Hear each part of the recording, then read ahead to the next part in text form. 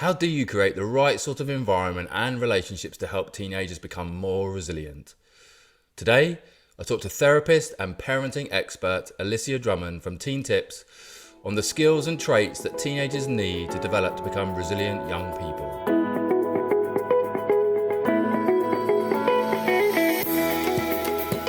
Hi, I'm neuroscientist Dr. Ben Webb, sharing brain advice for a mentally healthy and happy midlife.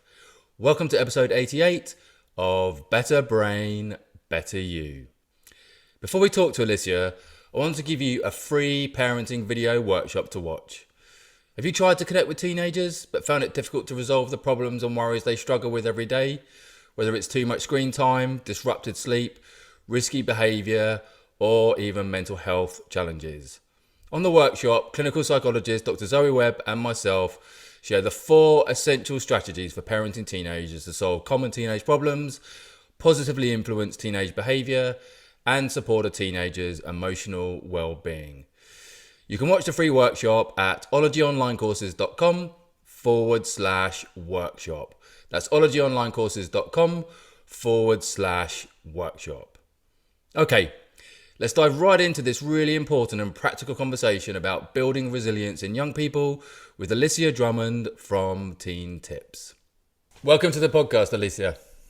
Thank you very much. Lovely to be with you. Fantastic. So, trained as a therapist, you're a parent coach, speaker, author, and mum of 2 grown-up children, I think now, yeah. And Yeah. so, have you always worked with teenagers and parents as a therapist? No. I started life in the events world. And so I worked in the world of parties and weddings and for years. And then one day I thought, actually, I don't think this is for me anymore. And I was looking around for something else and I thought, actually, when you do events, you spend a lot of time trying to interpret other people's needs and wants and wishes. And it's a very much a people-facing business anyway. And then I experienced some therapy and it was transformational. And I thought, right, yeah, that's what I want to do. And that's how it all started. So I didn't actually qualify until 2009. That's when I finally got my strength. Okay. So quite recent. Okay, I didn't know that. Okay, quite recent. So what is it about working with teenagers and their parents that you enjoy so much? Well, it was interesting because when I first qualified, my kids were at a school and the deputy headmaster there was like, "Oh, Alicia, you do that listening thing." And I was like, "Well, that's 5 years training, but yeah." Yeah. And he's like, "Would you like to, can you come and share some of those kind of communication and listening skills with our pupils?" So I started doing that and it was terrifying, but actually really rewarding. And then I've always really loved that age group. I think adolescents are just fascinating, and there's so much, they give so much, they're just brilliant. And actually, if you can turn things around when they're not going according to plan at that age, actually you give them skills for life. So I think perhaps it's harder working as a therapist with teenagers because they don't always, come to the table, and you have to work harder for sure, but it's just incredibly rewarding when you give them the skills and they come back to you and say, I had one letter once from one of my clients who said, "If it weren't for you, it's my 21st birthday today, and if it weren't for you, I know I wouldn't be here." And then you think, Oh, that's oh, what it's about, isn't it? That's what absolutely. That's what it's about, isn't it? Wonderful.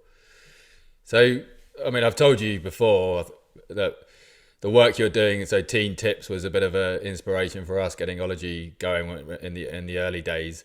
Not that we've been going that long, but a few years ago. So, what was your motivation to start Teen Tips?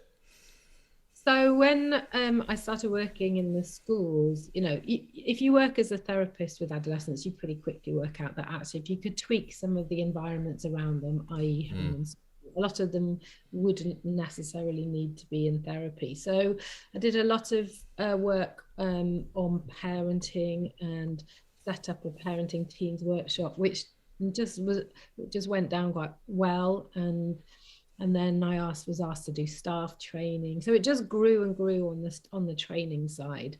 And then it got to the point by sort of 2018 where my car was like some mobile cafe bin and going around about 180 schools, and I just thought actually we need to move online. So we then created the staff and the parenting courses. So the staff ones just won an award, and it was all about how do we create the environments that meet the social and emotional needs of young people. So we had those up and running online, and then of course COVID hit, and we had about 4,500 people on webinars between March and May, and everybody got the hang of the online world. And it gave me a chance to do something that I'd been wanting to do for a long time, which was to set up this wellbeing hub where, as a parent or a member of staff or as a pupil, you could have access just to huge banks of resources and Q&As and courses and other people's material, you know, because I'm not the expert in all fields by any stretch of the imagination. And that's what we've done. So we're now running that we launched a year and a bit ago. We're in over 140 schools, and it's been a really amazing journey, really. So you're supporting teenagers, but doing that directly with them through schools, through parents, and the schools and parents have access to a wellbeing hub full of resources to support them and their teenagers, right? Yeah, that's right. Yeah. So what's the the objective of the work that you're actually doing with schools, and what are the sort of needs you're finding with parents and teens and schools? Well, I think, since the whole of the last couple of years with lockdowns and, the mental health issues being faced by young people have just gone through the roof. Back in 2017, we had 1 in 9 with a probable mental health disorder. That's now 1 in 6. You've got a 56% increase in the number accessing or trying to access CAMS, child and adolescent mental health services, and there's just no way that they can cope with that. So 2/3 probably don't get the help they need at the time that they need it. So from my perspective, it was very much about, we can't rely on the system to pick up the pieces when things have gone wrong, because we just don't have the time, the resources, the people to be able to do it. We need to work upstream to prevent so many young people ending up with mental health disorders and illnesses. So everything we do is about prevention, and it's about empowering young people to look after themselves better. It's about empowering staff and parents to be able to create those environments which nurture the emotional needs of young people, so that they can be the best version of themselves, really. Why? This is a question that I think we've talked about before as well, but why do you think we have, or society has, such a jaundiced view of teens in the modern world? It's mad, isn't it? I suppose, sometimes I think we're a bit lazy. It's easy just to think of it as a stereotype and to go along with it. And so when I do workshops with parents, I said, if nothing else, I want you to walk away from this 4 hours thanking your lucky stars you got a teenager in your life. Yes. Amazing. They're just amazing. Yeah. Okay, so before we start talking about building resilience, it's a kind of word that's bandied around a lot at the moment for looking after teens, or mental health generally. But let's zoom out a bit and think about, so why do teens need to build resilience in the first place? Well, our resilience is that ability to bounce. So it's, when you take a knock, it's the thing that allows you to get back up and keep going. And I think teens have taken a lot of knocks. They've really borne the brunt, I think, actually, of a lot of what's happened over the last couple of years in terms of the lockdowns, the isolation. They haven't been protected online, really, up until, I know we've got the government online harms coming in, but I mean, they've had to ride out the wild west of social media and gaming and all the porn, and there's so much going on. And then you add in what's going on a global scale right now, and we wonder why a lot of them aren't bouncing very well. So the idea of building resilience is giving them those skills that will allow them to cope with whatever life throws at them. Okay, you think it ties into their ultimate purpose then, which is, independence, presumably? Yeah, I mean, it's hard to be independent if you don't believe that you can bounce, that you can get through life's difficulties. Why would you want to cut the apron strings if don't feel confident that you're able to cope with whatever life throws at you? Yeah. And do you think the challenges and advantages for teens in the modern world make building resilience easier or more challenging? Oh, interesting question. I think probably a bit of both. I think the fact that there's a lot that's going on in the modern world that makes life more difficult for them. Getting enough sleep because of technology, not kind of doing that whole compare and despair on social media, all of that stuff. But then equally, we are much more able to talk about what helps people be resilient. We're much more cognizant of positive psychology and all the things that we can do to help ourselves. And, so I think there's the good and the bad of both, as with most things. Yeah. And how, I mean, you sort of alluded to it briefly earlier. So, how do we, this is quite a big question, but how do we go about sort of creating home and school environments that promote resilience in young people? So I kind of think that resilience has four particular pillars to Mm-hmm. it. And they are self-esteem, self-efficacy, self-awareness, and self-regulation. So if you go for the first one, so self-esteem is that core belief that you have value, that you are worthy. And it's about being okay. Fundamentally, as a person, I am okay. You're okay. We are all okay. And when we sit in that position of believing that we have value, then we tend to have a more benign, kind internal dialogue. So that little voice in your head is probably saying things like, well, you know what, that didn't work out, but don't worry, we can have another go. And most people like you, not everybody, that's normal. And well, you might as well have a go with it, because what's the worst that could happen? It's that kind of positive, you're okay voice. Whereas when we have low self-esteem, we tend to have a more punitive internal dialogue.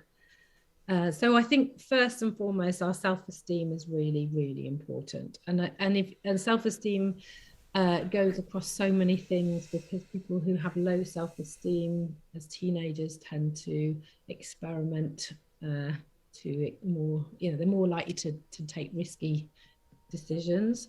So around things like drugs and alcohol and all the other things that you get to make decisions about as a teenager. So self-esteem is properly important. And we know that those who have healthy self-esteem tend to have better relationships. They don't allow other people to treat them badly. They think they're worth it, therefore they invest in themselves, and. The second one is self-efficacy. So self-efficacy is your belief in your ability to set and achieve tasks and goals. So if the first one, if self-esteem is about being okay, self-efficacy is more about doing.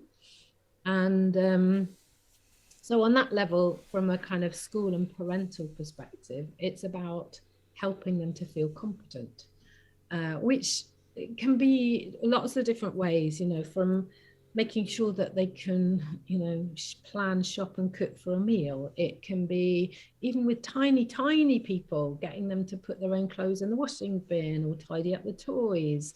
It could be changing a light bulb, setting up a bank account, crossing a road, using public transport. All of those things add to our sense of competence. And when we feel competent, we feel confident. So that's really, really important. And then self-awareness and self-management is really our emotional intelligence. So it's your ability to use your emotions to inform your thinking, and your thinking to manage your emotions. And under that comes a lot of the sort of well-being practices. So, for example, if you understand that for you, writing a diary is a really effective way of helping you make sense of your experience, then you know that actually that's something that you'd like to do more of. So it's about what works for you. But it works kind of both way rounds as well. So it's understanding perhaps things like, where they're called thinking traps. Well, you'll know all of this, Ben. Thinking traps, negative automatic thoughts, understanding where you fall into those little pitfalls that actually make us more anxious and worried about things, and being able to do something about it. So for example, if I know that I'm tend to be somebody who likes to read a crystal ball, thinking, well, I'm never going to be able to do that. It's all a disaster, and I mustn't go in and say that because I'll fail, or whatever it is. That predicting, actually being able to then go, okay, just stop a minute, Alicia. Let's look at the reality checking here. So I think if we can help them to develop those 4 pillars, actually we give them an amazing foundation, really, and probably the skills to be able to bounce. And I guess we also have to throw in there things like, encouraging positivity, because we know that positivity, when we feel positive, it's easier to get up if you believe that there's something, if you've got optimism, if you believe you can move forward. Does that answer the question? That absolutely answers the question in a very complete answer. I was just thinking, because I get asked this a lot, and the pillars sound, is completely well-rounded kind of explanation and understanding of how to build resilience. I'm just thinking, if we take one of those, let's say whichever you prefer to say, self-esteem, sort of specific work that you might do to help and support someone with that, because sometimes these things are much easier, right, said than done in practice. I suppose, okay, if we're talking on a parental level, what can you do as a parent to help your child develop healthy self-esteem? I think very much giving them the message that you love them for who they are, not what they do.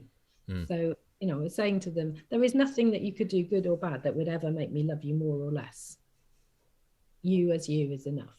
Yeah. So we focus on being rather than doing, because I think for a long time we've kind of been in danger of raising these little human doings who believe that they're only okay when they are hitting our expectation of grades and performance and all the rest of it. So I think switching that messaging around is definitely a part of it. Sometimes it's about challenging. So, when I hear you talking about yourself like that, I feel sad, because I think that if I was feeling like that about myself, it would make it more difficult for me to believe blah, blah, blah, blah, whatever it is. So giving that gentle challenging of the messaging that they're giving themselves. And then I suppose it's also, they all feed into each other, don't they?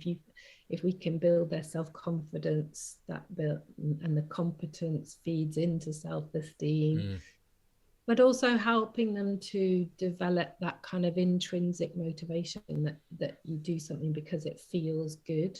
I think that feeds into our sense of self-esteem as well. So there's lots of things that we can do, but I think when we first started looking at it in the world of psychology, I think the advice was, let's get rid of winning at sports days, and we won't number sets in schools, and we'll all of those things which kind of level the playing field. And of course, it didn't make any difference whatsoever. And we'll praise them for absolutely everything, and it really didn't make any difference, because we were praising them in the wrong way.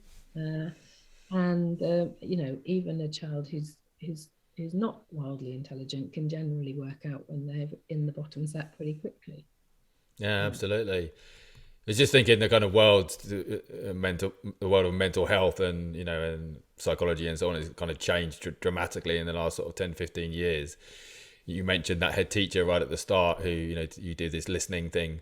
I was just, when you were talking then, just thinking about are teachers, parents receptive to your, are they receptive to the support and advice you're offering?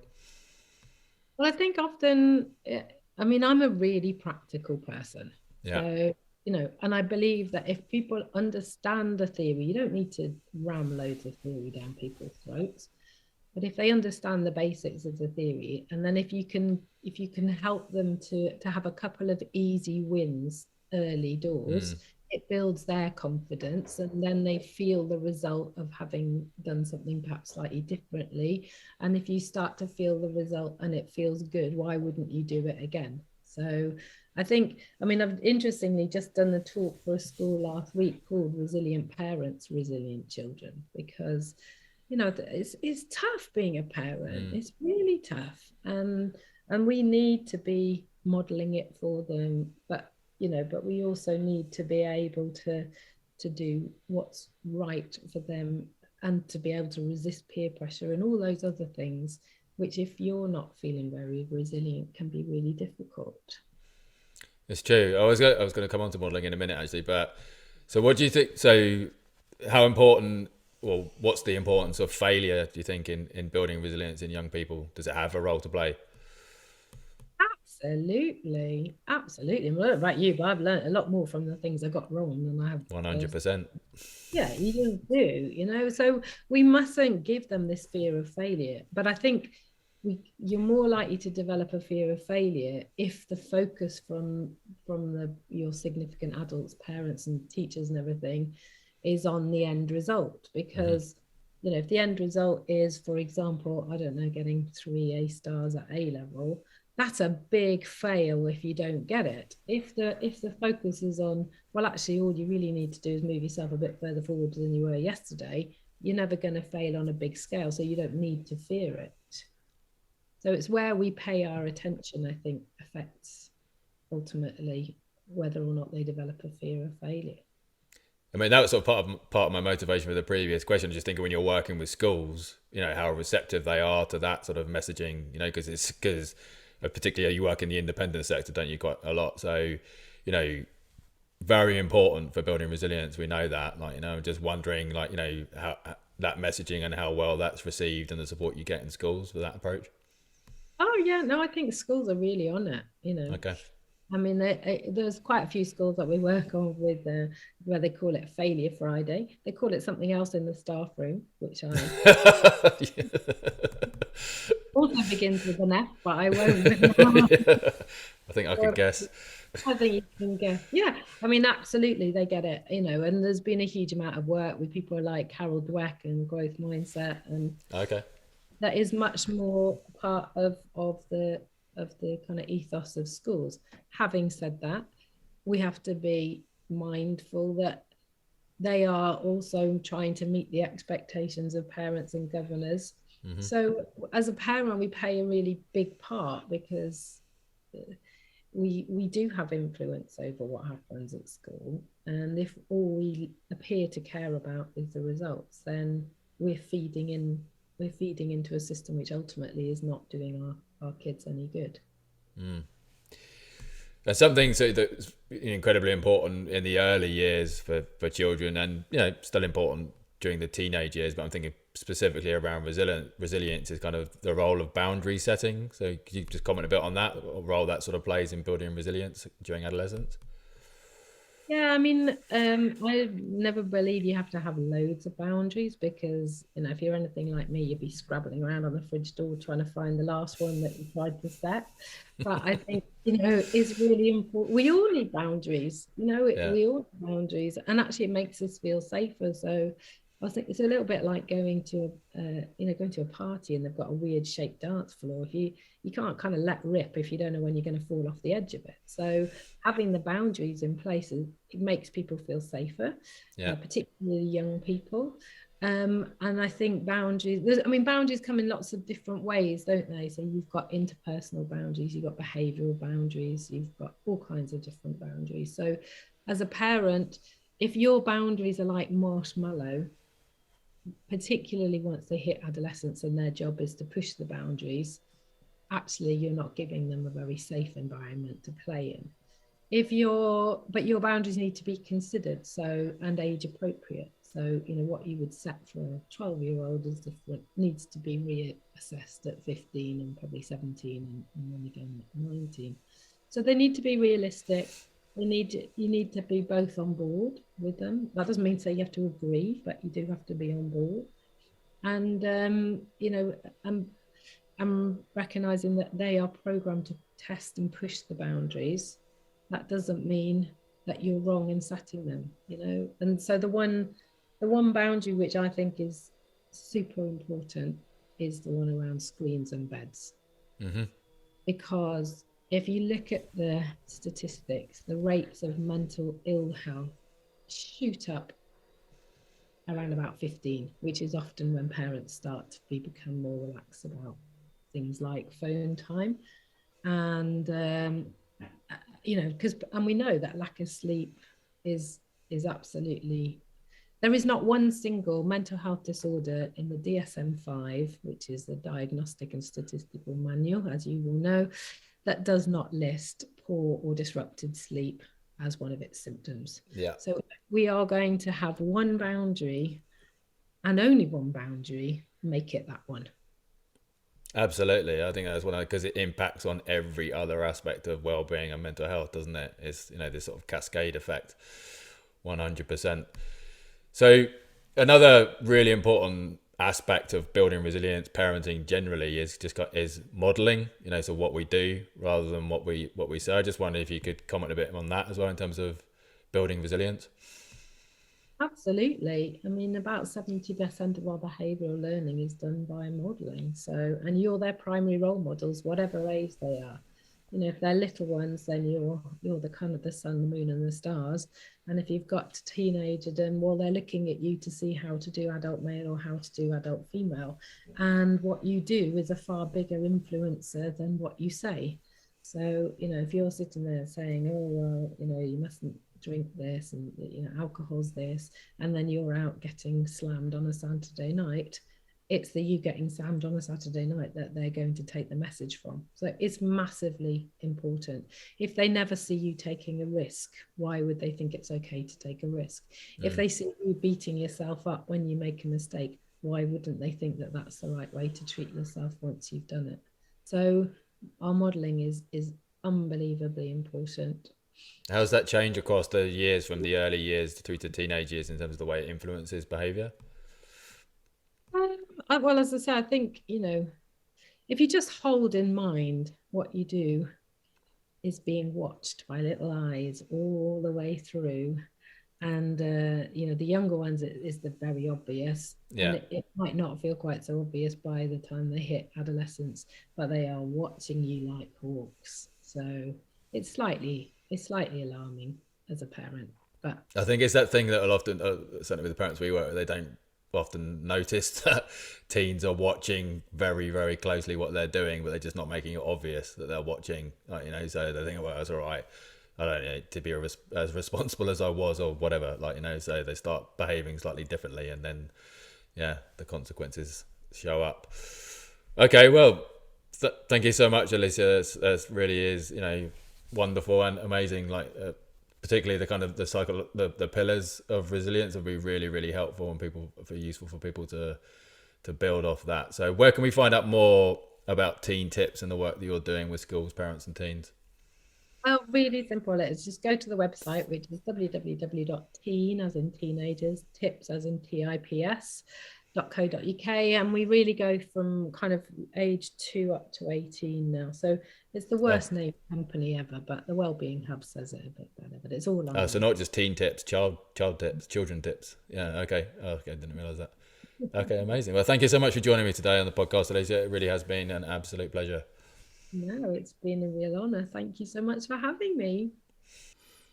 Thanks so much to Alicia for some really important insights for parents, teachers and teens on building resilience in young people. I hope today's episode with Alicia Drummond was helpful, and I look forward to seeing you next time.